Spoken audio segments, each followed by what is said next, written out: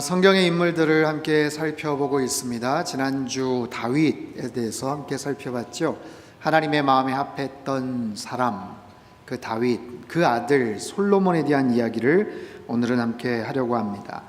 각 인물마다 한마디로 묘사할 수 있는 어떤 특징적인 그런 문장, 표현들을 생각을 했는데, 솔로몬은 어떻게 정의를 할까 고심을 하다가 신의 한 수를 가진 사람, 그렇게 제가 제목을 붙여봤어요.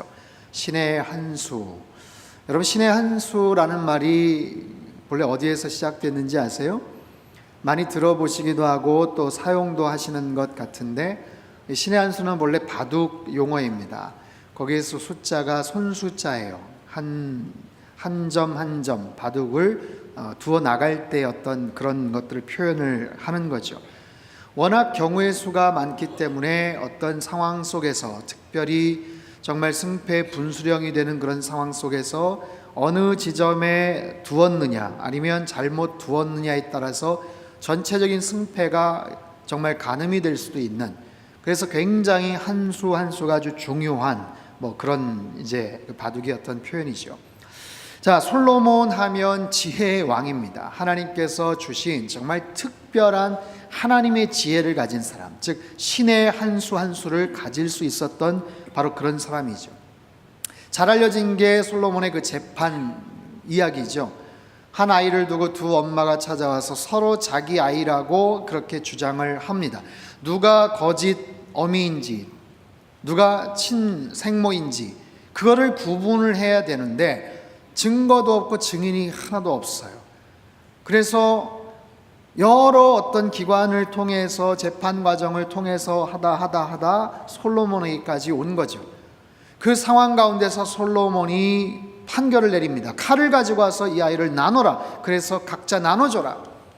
그때 거짓 어미는 그게 좋겠다라고 이야기를 하죠. 하지만 친엄마는 어떻게 합니까? 차라리 저 여인에게 주십시오 라고 말합니다. 그제서야 솔로몬이 이 여자가 진짜 엄마다. 자, 솔로몬은 무엇을 봤을까요? 이미 그 모든 상황 가운데서 누가 친엄마인지를 알았어요. 정답을 알았죠.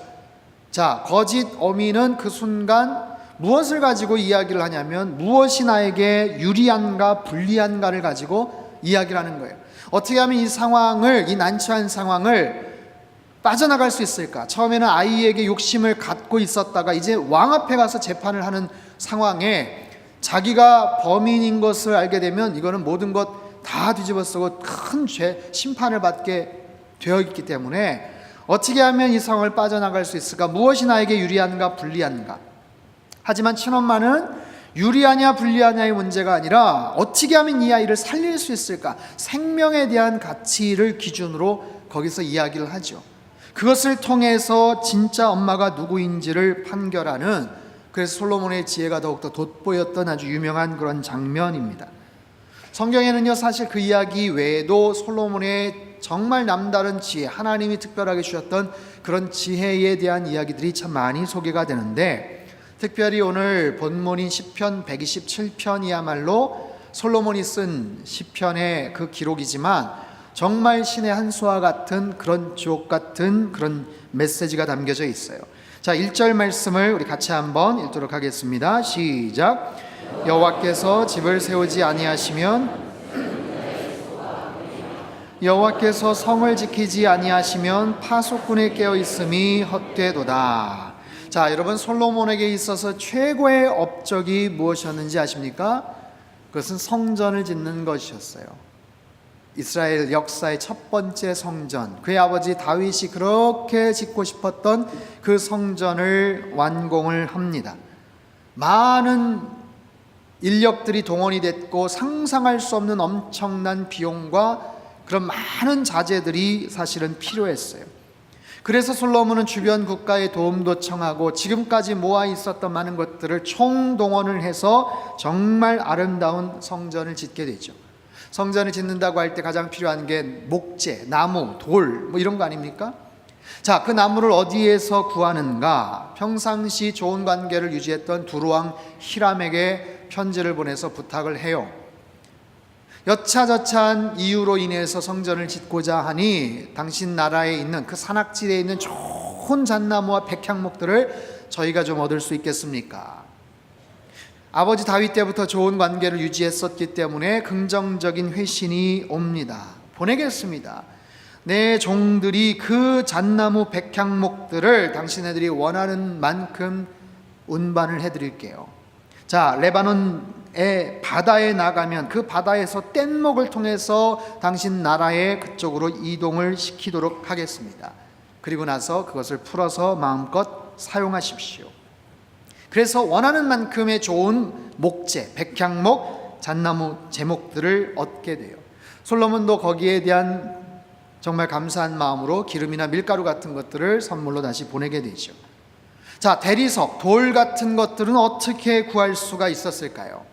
그것은요, 솔로몬의 신하들, 많은 인력들을 동원을 해서 좋은 산지에 가서 그 대리석들을 캐내는데 돌 깨고 나르고 그것을 뜨는 사람만 무려 8만 명이나 됐어요. 열왕기상 5장 15절에서 17절까지 말씀을 같이 한번 읽죠. 시작. 솔로몬에게 또 짐꾼이 7만 명이요 8만 명이며 이외에 그 사역을 감독하는 관리가 3,300명이라. 그들이 일하는 백성을 거느렸더라. 이에 왕이 명령을 내려 크고 귀한 돌을 떠다가 다듬어서 성전의 기초석으로 놓게 하며. 자, 짐꾼이 7만 명, 돌 뜨는 사람만 8만 명, 그것을 감독하는 사람이 무려 3,300명. 와, 그 규모를 상상할 수가 없어요. 솔로몬 성전에는 또 어마어마한 금이 거기에 또 들어갔어요. 엄청나게 많은 금이 그 안에 들어갔는데 솔로몬은 많은 금과 은을 보유하고 있었습니다. 여러분, 요즘 금 한 돈이 얼마 정도 합니까? 금 한 돈이 글쎄요, 뭐 시세가 뭐 그때마다 다른데 금 한 달란트가 34kg이에요. 34kg. 초등학생 아이 몸무게만한 금이 있다고 한번 생각해 보세요. 상상만 해도 기분이 좋지 않습니까? 그 금 한 달란트는요 8,000돈입니다. 8,000돈. 계산을 한번 해보세요. 한 돈이 지금 요즘 얼마인지. 자, 근데 솔로몬에게 얼마만큼의 금이 있었는가?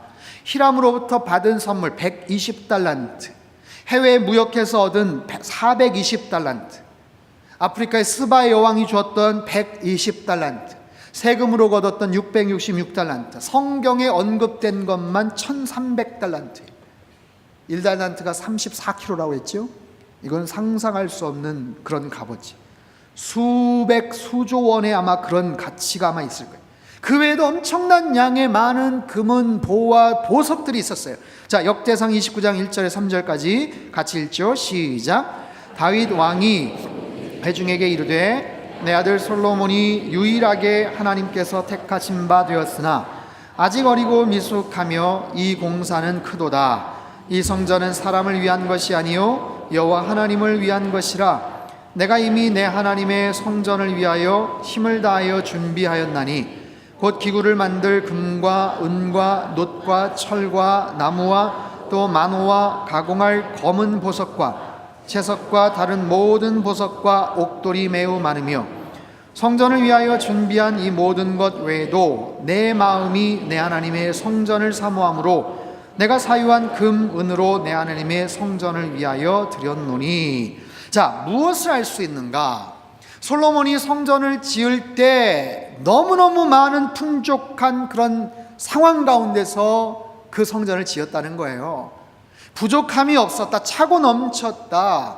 금은 보화와 온갖 좋은 재료와 백향목과 그 엄청난 많은 인력과 지금 뭘 얘기하려고 해요? 즉 그다지 큰 어려움이 없지 않았겠는가? 그 성전을 짓는데 뭐가 어려웠겠어요? 근데 오늘 본문 1절에서 솔로몬이 말하죠. 여호와께서 집을 세우지 아니하시면 세우는 자의 수고가 헛되다. 하나님이 집을 세우지 않으시면 세우는 자의 수고가 헛되다는 거예요. 여러분, 뭔가 건물을 짓다가 부도나는 일들, 아파트를 짓다가 미분양 사태로 자금의 어려움을 겪는 일들 얼마나 많습니까? 힘든 거죠. 갑작스러운 경기 침체와 특별한 어떤 악재가 겹쳐서 문제가 생기고 어려움이 겹치는 그런 일들. 서울의 그 잠실 롯데 이 월드 같은 경우 여러분 높이가 500m가 넘습니다.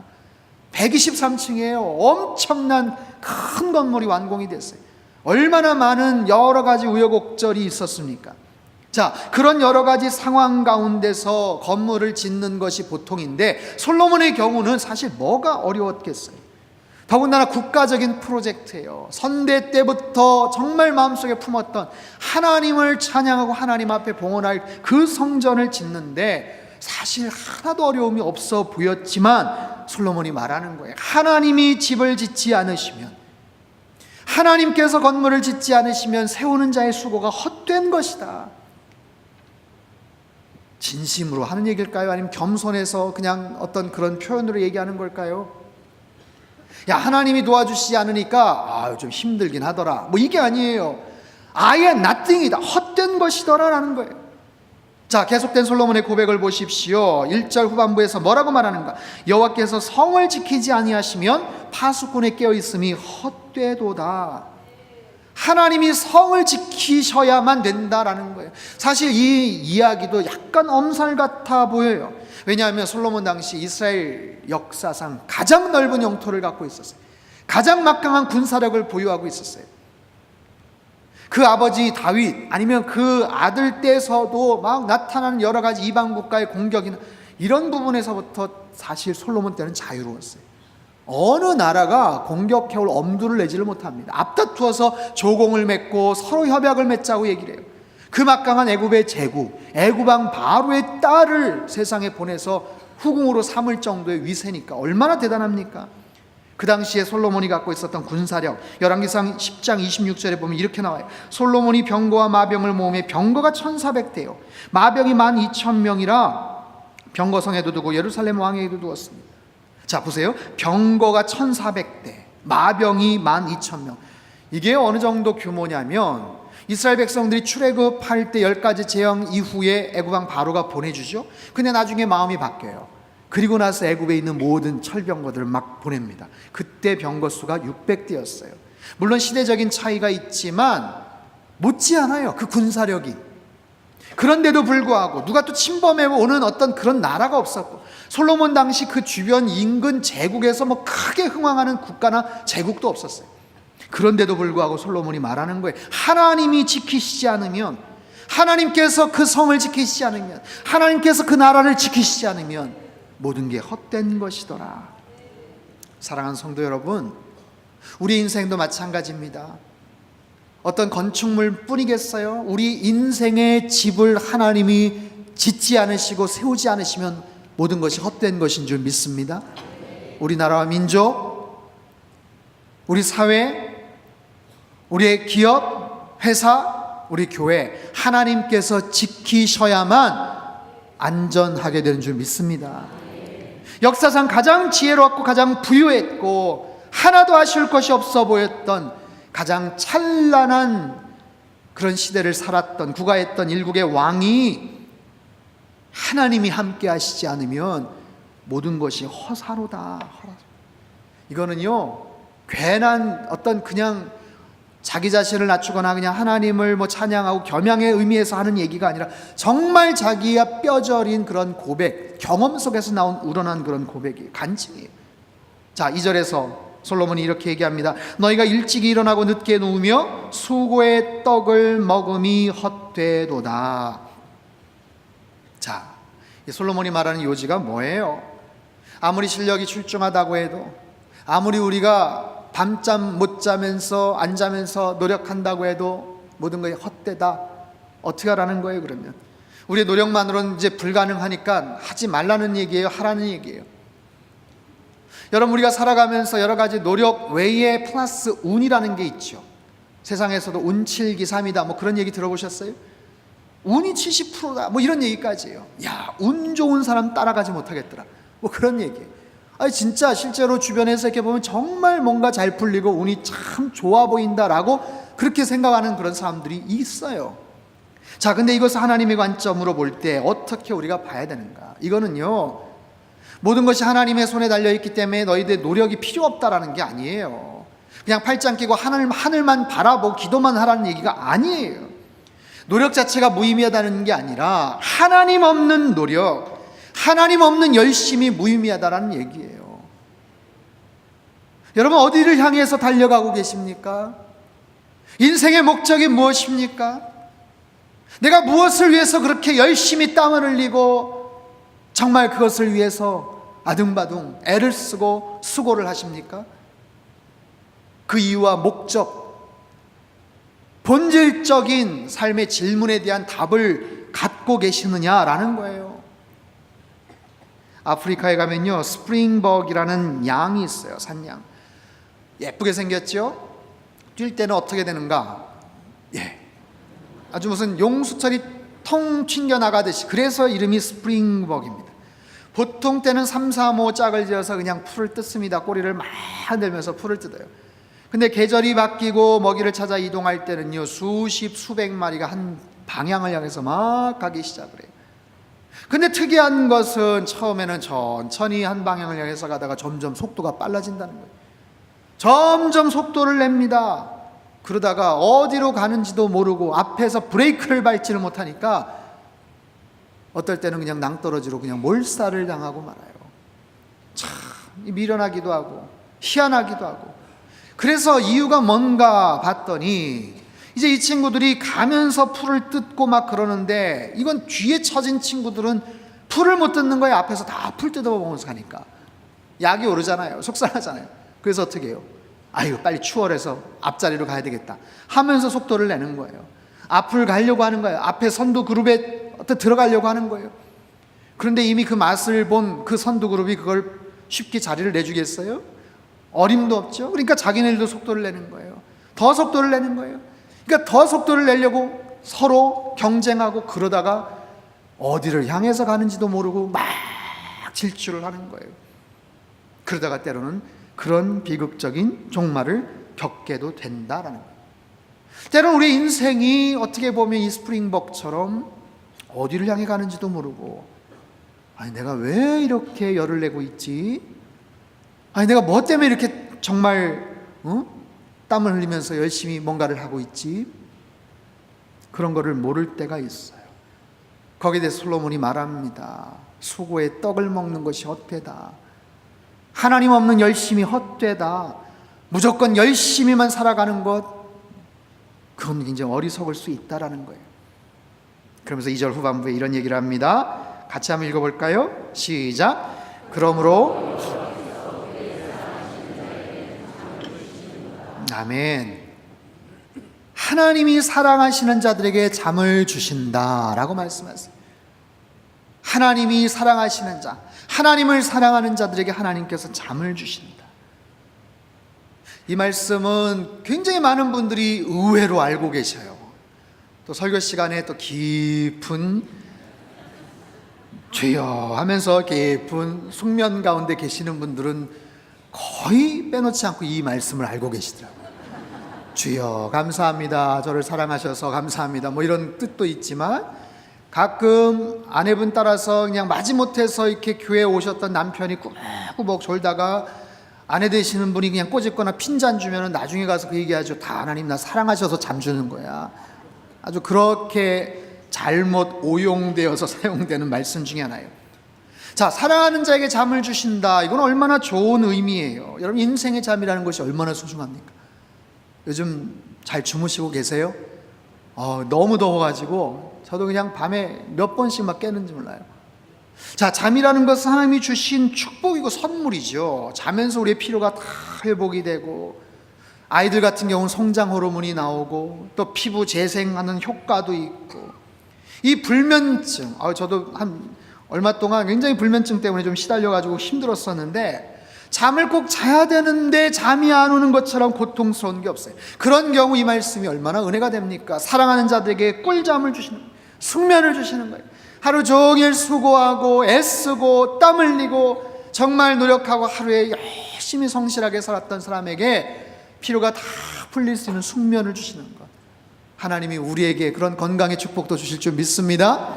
그런 의미이기도 하지만 사실 이 말씀은 학자들에 의하면 또 다른 해석이 가능해요. 그것은 뭐냐면, 사랑하는 자에게 잠을 주신다라는 해석 외에 하나님은 사랑하는 자들에게 잠잘 때에도 복을 주신다라는 그런 뜻이에요. 잠잘 때도 복을 주시는 하나님. 자, 공동번역 성경에는 이렇게 번역을 하고 있어요. 야훼께서는 사랑하시는 자에게 잘 때에도 배불리신다. 표준 세번역은 이렇게 말합니다. 주께서는 사랑하시는 사람에게는 그가 자는 동안에도 복을 내리신다. 즉 무슨 말씀이냐면, 하나님 없는 열심은 헛된 수고로 돌아갈 수 있지만, 아무리 땀 흘리고 노력해봐야 헛수고가 될 수 있지만, 하나님 사랑하는 자들, 하나님의 사랑을 입은 자들은 그들이 잠을 잘 때조차도 복을 주신다라는 거예요. 잠을 잘 때뿐만이겠어요. 주의 일에 헌신할 때도 복을 주신다. 주의 일을 위해서 섬기고 봉사하고 전도하고 아울리치 가고 열심히 몸된 교회를 위해서 헌신할 때도 복을 주시는 하나님이신 줄 믿습니다. 이게 바로 솔로몬이 우리에게 주고자 하는 하나님의 그 놀라운 은혜와 그 축복의 비밀이에요. 자, 하나님 없는 열심 보세요. 자신의 노력으로 100을 이루었어요. 100을 이루었지만 하나님의 은혜가 제로이면 결과가 어떻게 될까요? 그냥 100 그대로 남을 수도 있지만, 더하면 100이 되지만 만약에 곱하기로 계산을 하면요, 100 곱하기 0은 그냥 0인 거예요. 나는 열심히 했지만 하나님 없는 잘못된 수고일 때는 그것이 nothing이다, 빵점이다라는 거예요. 그런데 내 노력이 50과 60 정도밖에 안 되지만 하나님의 은혜가 100이에요. 그럼 몇 점이에요?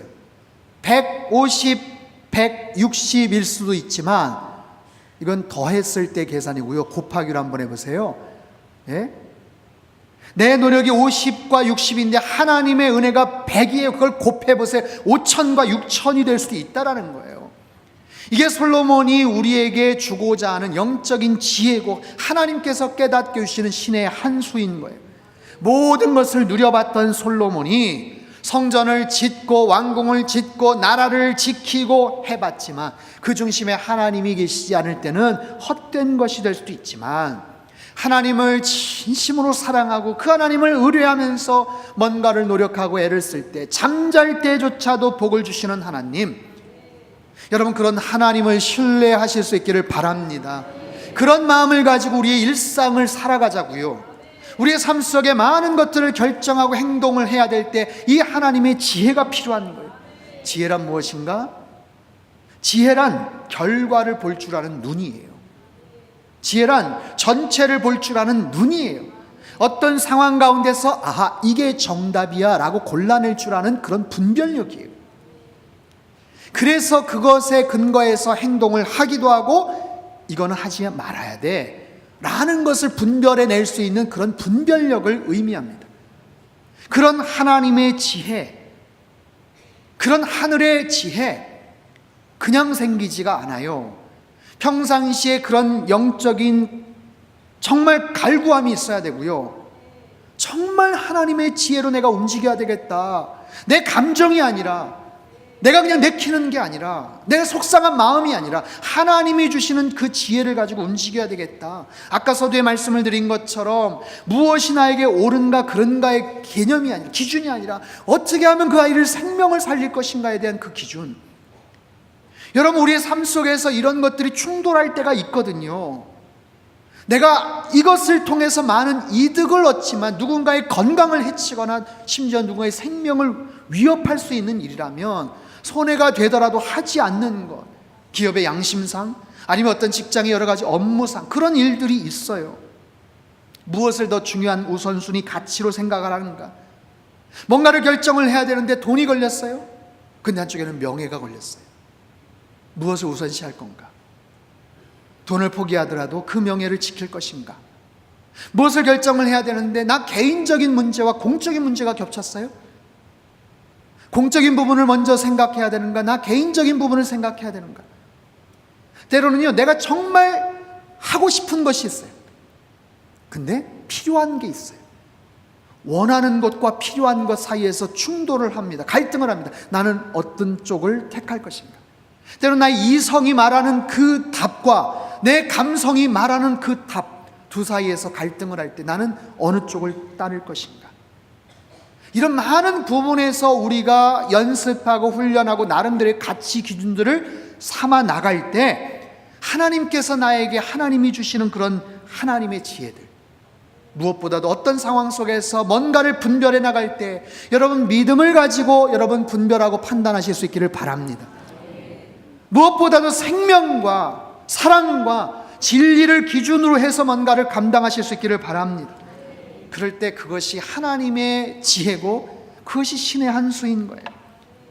여러분 생각해 보면 신의 한 수 얘기하지만 우리 일상에서 신의 한 수가 필요한 일들이 그렇게 많지 않아요. 잘 생각해 보세요.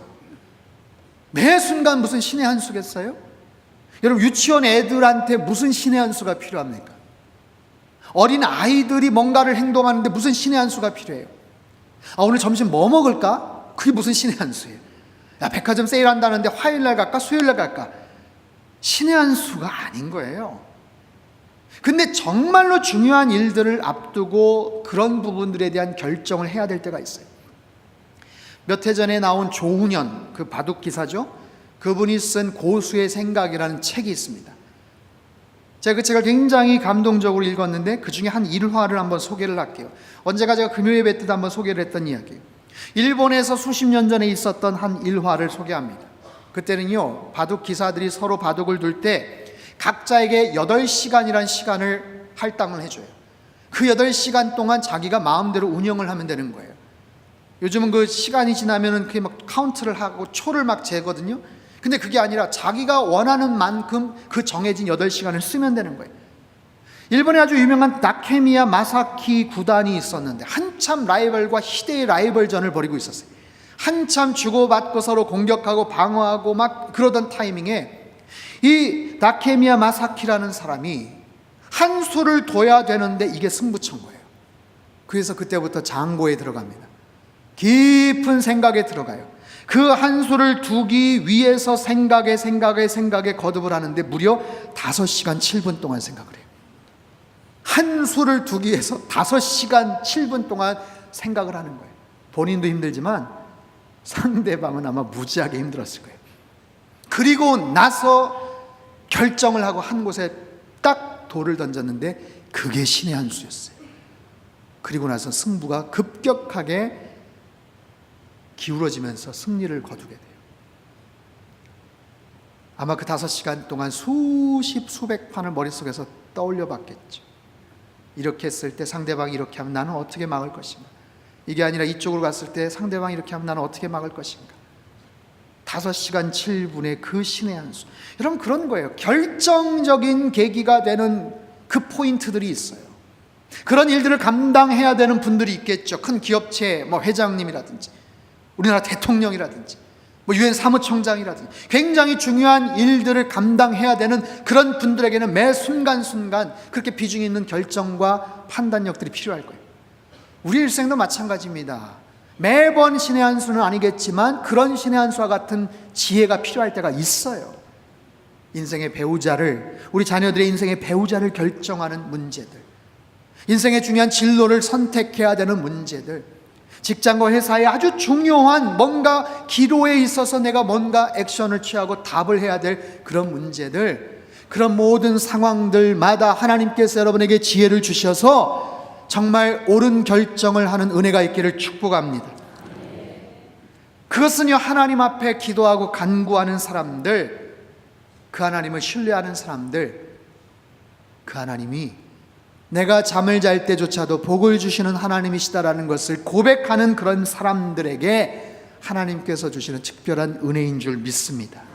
사랑하는 성도 여러분, 하나님을 더욱더 신뢰하실 수 있기를 바랍니다.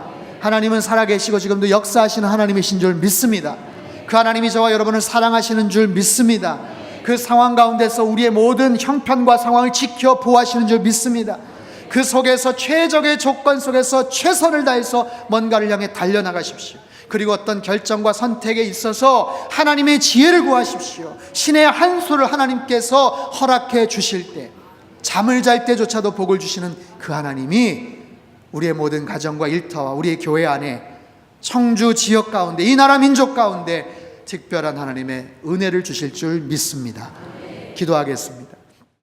사랑하는 주님, 감사합니다. 날마다 매 순간마다 하나님의 은혜가 필요하고 특별한 상황 가운데 하나님의 지혜가 필요합니다. 하나님의 특별한 지혜, 신의 한 수를 저희들에게 가르쳐 주시옵소서. 매 순간순간 하나님을 신뢰하게 하시고 하나님 없는 열심이 헛된 것이 될 수 있음을 늘 깨닫고 잠잘 때조차도 복을 주시는 하나님만을 더욱더 신뢰함으로 날마다 믿음의 경주를 걸어나가는 우리 모든 성도님들 되게 축복하여 주시옵소서. 존귀하신 예수님의 이름으로 기도합나이다.